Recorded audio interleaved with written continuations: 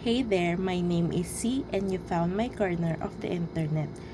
For today's video, magte-taste test lang ako nitong Matcha Crunch cereal jar with matcha glaze from Coco na brand.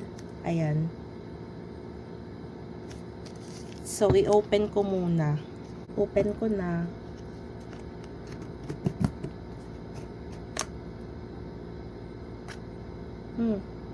Amoy, parang amoy flower. Ay, hindi siya puno.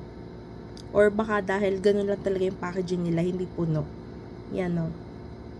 So, meron ako ditong bowl at saka kutsara para hygienic naman tayo. Para hindi naman siya malawayan, hindi mapanis agad. So, kukuha muna ako. Ayan, nakakuha na ako. Testingin ko na kung anong lasa.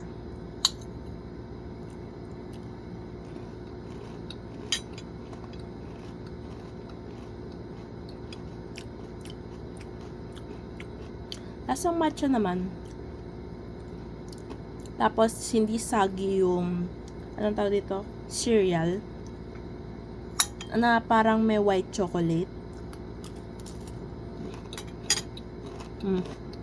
Narinig nyo ba yan?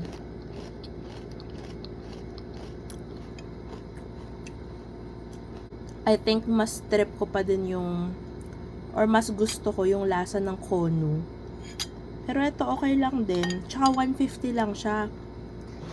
Tapos ano na siya, ang net weight niya 350 grams plus 70 grams. Okay na din for 150. Yung Konu medyo mahal yun eh. So ayun lang for today's video. Pero bago ako magbabay, kagat ka muna. Bye bye!